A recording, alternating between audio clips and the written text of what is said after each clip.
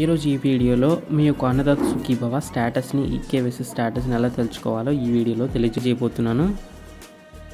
First Google open చేయండి. Open చేసిన తర్వాత ఈకేవైసీ స్టేటస్ అన్నదాత సుఖీభవ అని టైప్ చేసి ఇలా వస్తుంది. ఇలా వచ్చిన తర్వాత వచ్చాము ఇక్కడ కనిపిస్తుంది కదా అన్నదాత సుఖీభవ స్కీమ్ అని చెప్పేసి దీని మీద క్లిక్ చేయండి. క్లిక్ చేసిన తర్వాత ఇలాగ ఈ విధంగా ఒక పేజ్ అయితే ఓపెన్ అవుద్ది. పేజ్ అయితే ఓపెన్ అయినప్పుడు కొంచెం కిందకి స్క్రోల్ చేసిన తర్వాత మీకు ఇక్కడ చూడొచ్చు ఎల్లో కలర్లో యువర్ స్టేటస్ అని కనిపిస్తుంది కదా, left side know your status, అది క్లిక్ చేసుకోవాలి.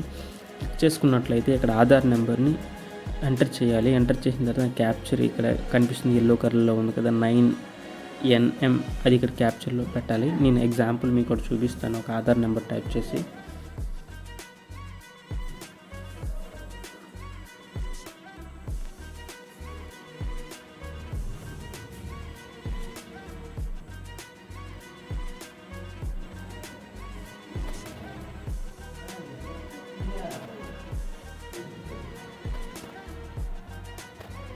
క్యాప్చర్లో వచ్చేసి అక్కడ ఇచ్చింది మనం టైప్ చేసుకోవాలి 9NMNDR.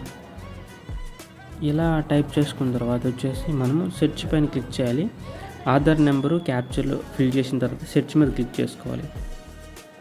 ఇక్కడ మీరు చూసినట్లయితే ఇక్కడ ఎలిజిబుల్ పర్సన్ ఇక్కడ చూపిస్తుంది ఈకేవైసీ కంప్లీటెడ్, అంటే ఈ పర్సన్ యొక్క ఈకేవైసీ కంప్లీటెడ్ అయిపోయింది, ఎలిజిబుల్.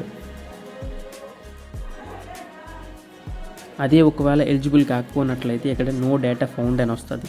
సో అలాంటప్పుడు మీరు వచ్చేసి మీ దగ్గరలో ఉన్న సచివాలయంకి వెళ్ళి అగ్రికల్చర్ డిపార్ట్మెంట్ వరకు అయితే మీ యొక్క డాక్యుమెంట్ సబ్మిట్ చేసినట్లయితే వాళ్ళు మీ రిజిస్ట్రేషన్ అయితే చేస్తారు, ఈకేవైసీని వాళ్ళు చేస్తారు.